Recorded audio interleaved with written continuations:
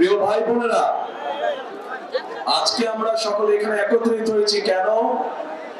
একত্রিত হয়েছি যে আগামী 12 তারিখে এই দেশের মানুষ তাদের যে অধিকার ছিনিয়ে নেওয়া হয়েছিল, যে অধিকারের জন্য বহু মানুষ গত 16 বছর ধরে গুম খুন অত্যাচার নির্যাতনের শিকার হয়েছে, যে অধিকার আদায়ের জন্য গত 2024 সালের 5 আগস্ট মাসে, জুলাই মাসে হাজারো মানুষকে হত্যা করা হয়েছে, হাজার হাজার মানুষকে আহত করা হয়েছে, সেই অধিকার আপনারা প্রয়োগ করতে যাচ্ছেন ইনশাআল্লাহ আগামী মাসের 12 তারিখে। কি সেই অধিকার? কি সেই অধিকার? ভোটের অধিকার। কেন এই ভোটের অধিকার দরকার? এই ভোটের অধিকার দরকার কারণ আমরা চাই এই দেশের মালিক যে জনগণ, সেই জনগণের ইচ্ছা মতন যাতে আগামী দিন এই দেশ সামনে চলতে পারে, সেই ইচ্ছার প্রতিফলন বা বাস্তবায়ন যাতে হতে পারে, সেই জন্যই দরকার ভোটের অধিকার। মানুষের কথা বলার অধিকার, মানুষের ন্যায্য অধিকার যাতে প্রতিষ্ঠিত হতে পারে, সেজন্যই দরকার ভোটের অধিকার। প্রিয় ভাই বোনেরা, আমি জানি ময়মনসিংহ বলুন, নেত্রকোনা বলুন, জামালপুর বলুন, শেরপুর বলুন, এই অঞ্চলগুলোতে বহু সমস্যা রয়ে গিয়েছে। নদী ভাঙন সমস্যা আছে, কর্মসংস্থানের সমস্যা রয়ে গিয়েছে, বিভিন্ন জেলাতে বিভিন্ন উপজেলাতে ব্রিজ, স্কুল, কলেজ নির্মাণ, রাস্তাঘাট, এগুলোর সমস্যা রয়ে গিয়েছে, যেগুলো বিগত এক যুগেরও বেশি সময় ধরে সংস্কার বা নতুন করে করা প্রয়োজন ছিল, কিন্তু কোনো কাজ হয়নি। হয়েছিল? হয়নি। কারণ ওই যে বললাম, ভোটের অধিকার ছিল না। যদি ভোটের অধিকার থাকতো তাহলে জনগণের সমস্যার সমাধান হতো। যেহেতু ভোটের অধিকার ছিল না, যেহেতু দেশে নিশিরাতের নির্বাচন অনুষ্ঠিত হয়েছিল, তথাকথিত নির্বাচন, যেহেতু দেশে আমির আমিন নির্বাচন অনুষ্ঠিত হয়েছিল, সেখানে সত্যিকারের জনগণের প্রতিনিধি ছিল না। তাই দেশের যুবক সমাজের জন্য কর্মসংস্থানের ব্যবস্থা তৈরি করা হয় নাই। তাই এলাকার মা বোনদের সমস্যার নিরাপত্তা নিশ্চিত করা হয় নাই। তাই শিক্ষা ব্যবস্থাগুলোতে সঠিকভাবে শিক্ষক প্রেরণ করা হয় নাই। তাই উপজেলা হাসপাতালে বলুন অথবা ডিস্ট্রিক্ট হাসপাতালে বলুন না কেন, সেখানেও সঠিকভাবে ওষুধপত্র, ডাক্তার সরবরাহ করা হয় নাই। প্রিয় ভাই বোনেরা, বাংলাদেশের মানুষ কি চায়? বাংলাদেশের মানুষ চায়, একজন অভিভাবক হিসেবে একজন অভিভাবক চায় তার সন্তান যাতে সুশিক্ষা বা সঠিকভাবে শিক্ষা পায়, তাই তো নাকি? একজন অভিভাবক চায় তার সন্তান সেই শিক্ষা পাক, যেই শিক্ষার পরে, যেই শিক্ষা শেষ হলে পরে সন্তান কর্মসংস্থানের ব্যবস্থা করতে পারবে, বেকার থাকবে না। প্রিয় ভাই বোনেরা, তরুণরা, যুবকরা কি চায়? তারা চায় কর্মসংস্থানের ব্যবস্থা। দেশে মিল ফ্যাক্টরি হবে, ব্যবসা বাণিজ্য হবে, যাতে করে তারা সুন্দরভাবে নিরাপদে ব্যবসা বাণিজ্য বা চাকরি বাকরি করতে পারবে। মানুষ চায়, মানুষ অসুস্থ হতেই পারে, হওয়াটাই স্বাভাবিক, কিন্তু অসুস্থ হলে যাতে করে তারা সময় মতন চিকিৎসা সুবিধা পায়। মানুষের মৌলিক চাহিদার মধ্যে এগুলোই কম বেশি মৌলিক চাহিদা। এই যে যেমন আমাদের কৃষক ভাইরা, আমরা যদি ময়মনসিংহের কথা ধরি, ময়মনসিংহ সহ আশেপাশের জায়গাগুলো যদি দেখি, এখানে কৃষক ভাইদের অনেক সমস্যা রয়েছে। বিশেষ করে যদি ময়মনসিংহে আমরা দেখি পোনা চাষ, মাছের যে পোনা, এইটি আর অনেক বড় করা যেত।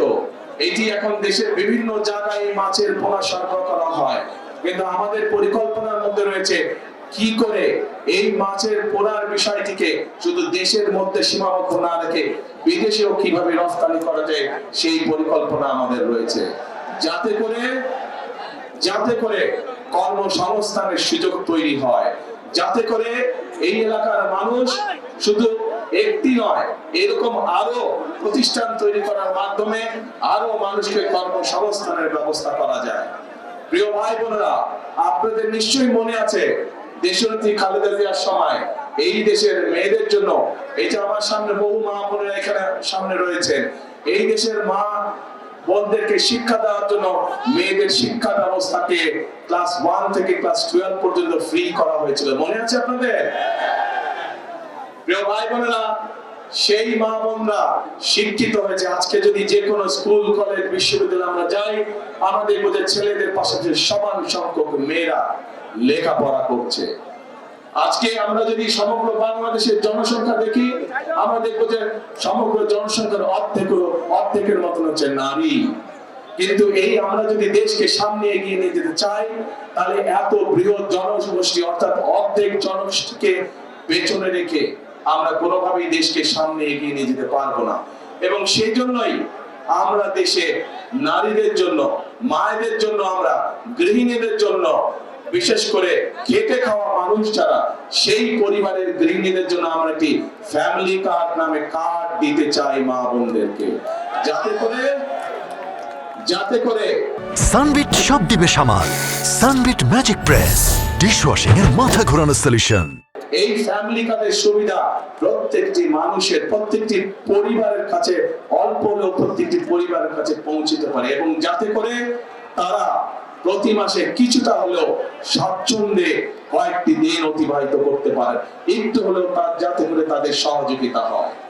ঠিক একইভাবে একটু আগে আমি ময়মনসিংহের মৎস্য চাষীদের কথা বলেছি। একইভাবে শুধু মৎস্য চাষী নয়, মৎস্য চাষীর বাইরেও যারা ক্ষেত খামারে চাষবাস করেন, জমিতে চাষবাস করেন, এরকম কৃষক ভাইদেরও পাশে আমরা দাঁড়াতে চাই। এবং সেজন্যই আমরা কৃষক ভাইদের জন্য কৃষক কার্ড দেবার পরিকল্পনা করছি। কৃষক কার্ড কথাটি শুনেছেন আপনারা আগে? এই কৃষক কার্ড কেন আমরা দিতে চাচ্ছি? বাংলাদেশের অধিকাংশ মানুষ কৃষির সাথে জড়িত।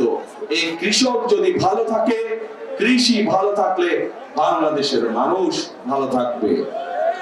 সেজন্যই আমরা কৃষক ভাইদের পাশে দাঁড়াতে চাই, কৃষক ভাইদের সহযোগিতা করতে চাই। এই কৃষক কার্ডের মাধ্যমে আমরা কৃষক ভাইদের কাছে সার, তার প্রয়োজনীয় অন্তত একটি ফসলের, সমগ্রভাবে একটি ফসলের বীজ, কীটনাশক, সার আমরা পৌঁছতে চাই কৃষক ভাইদের কাছে সরাসরি, যাতে করে সেটি তাদেরকে সহযোগিতা করে ধীরে ধীরে অর্থনৈতিকভাবে মজবুত হওয়ার জন্য দৃঢ় ভিত্তির উপরে যাতে করে তারা দাঁড়াতে পারে। প্রিয় ভাই বোনেরা, আমরা রাজনীতি করি কাদের জন্য? বাংলাদেশের মানুষের জন্য আমরা রাজনীতি করি। আজকে এই যে নির্বাচনী জনসভা, এই নির্বাচনী জনসভায় আমরা কি দেখি? অনেক দল আছে যারা এসে অন্য দল সম্পর্কে বিভিন্ন রকম কথাবার্তা বলে। শুনেছেন না আপনারা? শুনেছেন। আজকে যদি আমি এখানে দাঁড়িয়ে আপনাদের সামনে অন্য দল সম্পর্কে অন্যরকম কথা বলি, তাদের গীবত গাই, তাদের সম্পর্কে সমালোচনা করি, তাতে কি জনগণের কোনো লাভ হবে? জনগণের কোনো লাভ হবে না। কারণ জনগণ তাকেই ভোট দেবে যারা জনগণের জন্য কাজ করবে, তাই তো?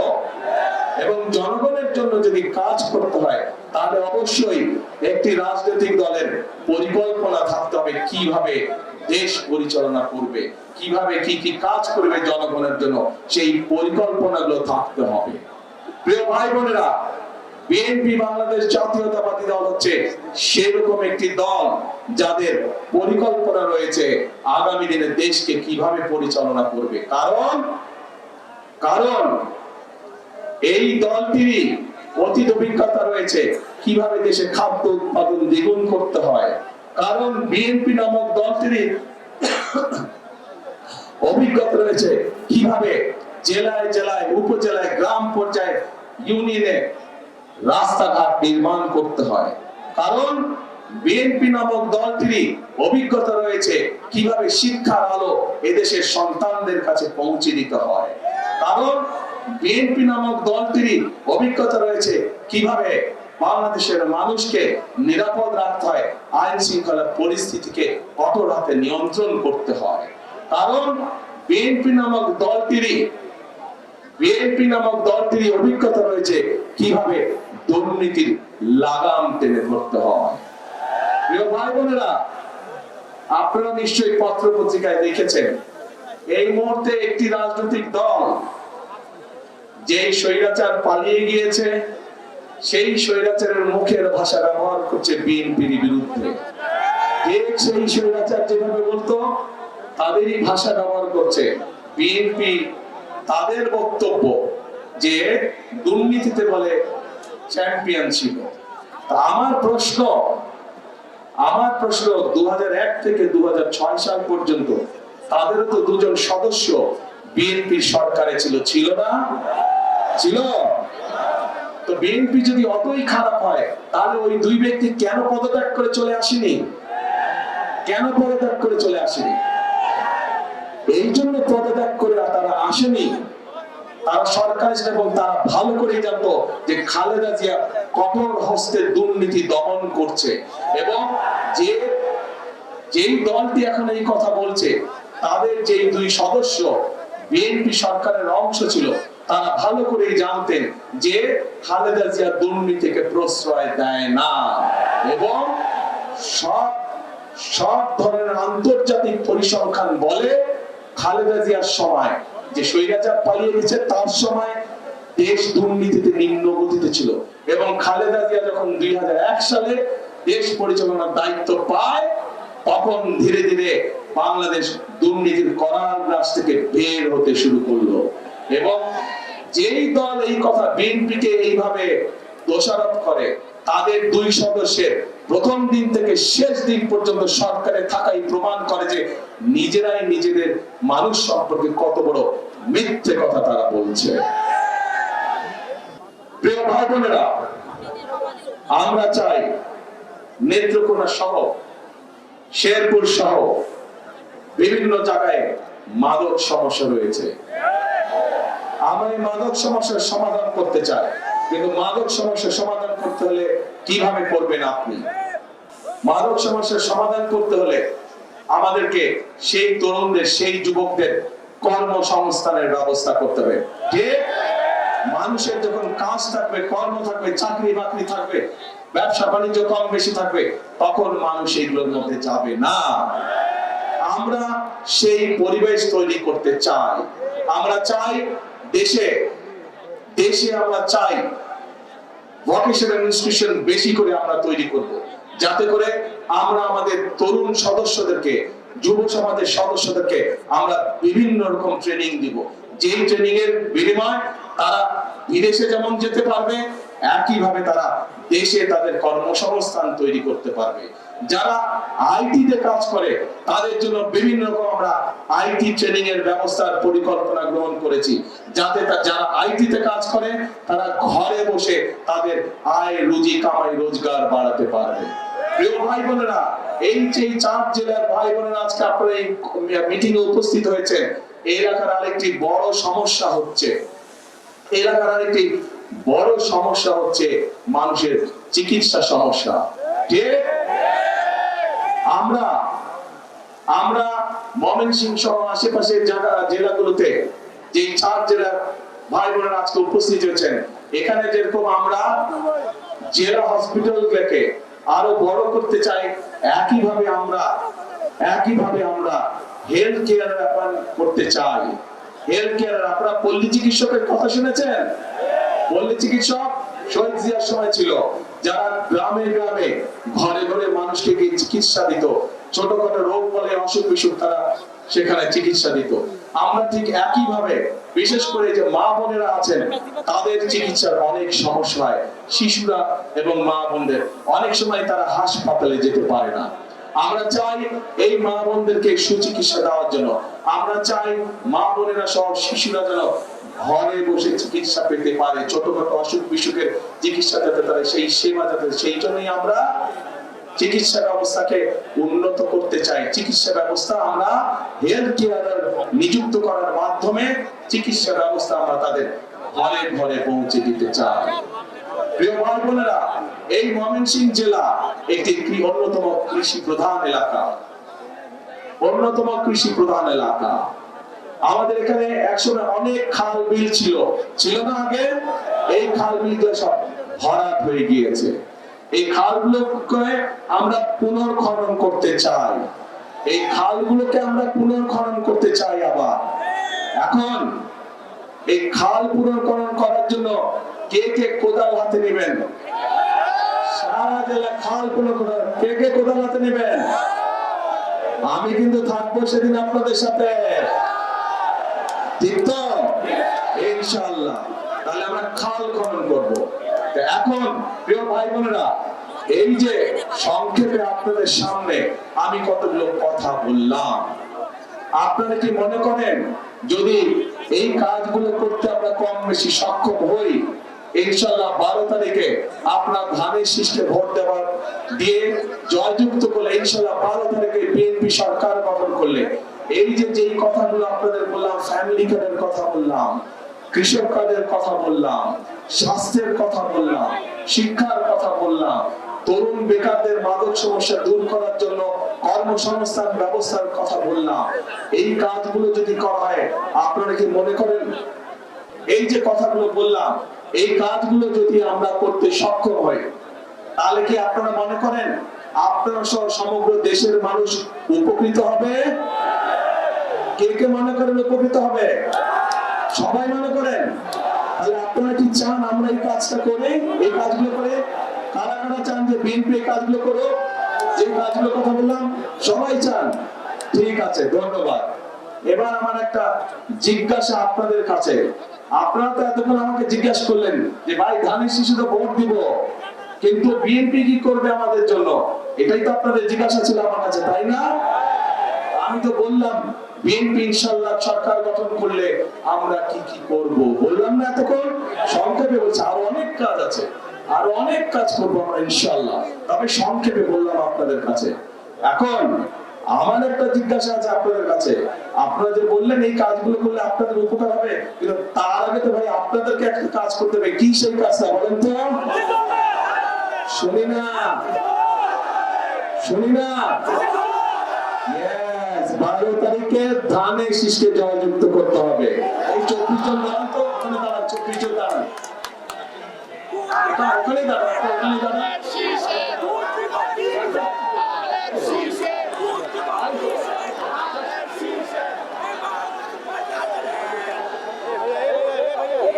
এই যে আপনাদের সামনে 24 জন ব্যক্তি দাঁড়িয়েছে, 24 জন মানুষ দেখছেন, চেনেন এই 24 জনকে? এই ধানের শীষ দিয়ে তাদেরকে আমি দায়িত্ব দিয়েছি। এখন আপনারা আপনাদের দায়িত্ব বুঝে নিতে হবে তাদের কাছ থেকে। পারবেন? আপনাদের ধানের শীষে ভোট দিতে হবে। বসেন নেতৃবৃন্দ, এরা সবাই হচ্ছে ধানের শীষের লোক, এদেরকে জিতিয়ে আনতে পারলে আমরা ওইগুলো সব করতে পারবো, কিন্তু এদেরকে জিতাতে হলে আপনাদেরকে এগিয়ে আসতে হবে। আপনারা এগিয়ে আসলে ধানের শীষ জিতবে, আপনারা এগিয়ে আসলে ধানের শীষের পরিকল্পনাগুলো সব জনগণের জন্য বাস্তবায়িত হবে, দেশের মানুষের জন্য বাস্তবায়িত হবে। প্রিয় ভাই বোনেরা, বাংলাদেশ আবার বলে করব কাজ সবার আগে বাংলাদেশ। প্রিয় ভাই বোনেরা, মনে রাখতে হবে আমরা ঐক্যবদ্ধ থাকলে বাংলাদেশ এগিয়ে যাবে। আমরা ঐক্যবদ্ধ থাকলে আমাদের প্রত্যাশিত বাংলাদেশ গড়ে তুলতে পারবো। আমরা ঐক্যবদ্ধ থাকলে জনগণের শাসন কায়েম করা সম্ভব হবে। আমরা ঐক্যবদ্ধ থাকলে জনগণের প্রতি জবাবদিহিতা নিশ্চিত করা সম্ভব হবে। কাজে আসুন আমাদের আজকের এই নির্বাচনী জনসভার শপথ হোক, আমরা এই বাংলাদেশকে জনগণের বাংলাদেশে পরিণত করব। আমরা এই বাংলাদেশকে জনগণের কাঙ্ক্ষিত বাংলাদেশে রূপান্তরিত করব। শেষ কথা, রাগ কথা, করব কাজ, গর্ব দেশ, সবার আগে বাংলাদেশ। সানবিট সব দিবে সামাল। সানবিট ম্যাজিক প্রেস ডিশওয়াশিং এর মাথা ঘোরানো সলিউশন।